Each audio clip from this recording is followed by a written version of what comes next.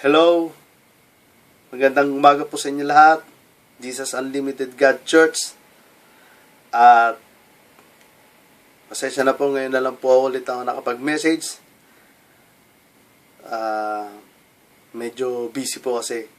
Pero mostly, nabati ko po si Ninang Pastora Flor. At the same time, si Pastor Mark also, na maraming maligayang kaarawan po sa inyong dalawa po.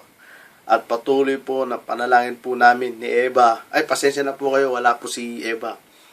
Pumasok po sa kanyang trabaho. Siya po ay panghapon. Binabati ko po kayo ng maligayang bati sa inyong kaarawan, Ninang Flor at Pastor Mark, at patuloy na magamit po kayo ng Panginoon sa kanyang gawain, sa pangunguna sa iglesia.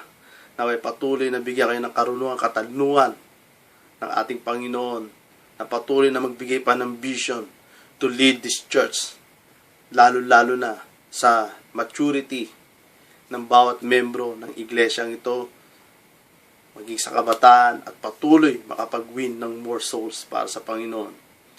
Papasalamat po ako na naging kasama po namin kayo naging kasama ko po sa ministry.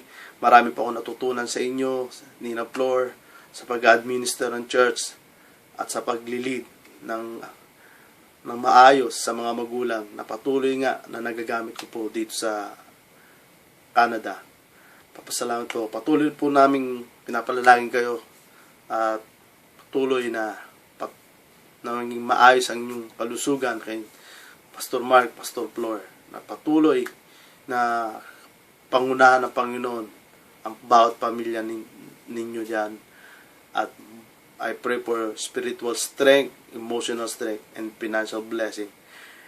And continually give you more ministry pa, Panginoon. Ang ganda ng ginagawa ng Panginoon sa church natin dyan sa Jesus Unlimited God. So again, happy birthday. God bless you. Ingatan po tayo ng Panginoon. Bye-bye.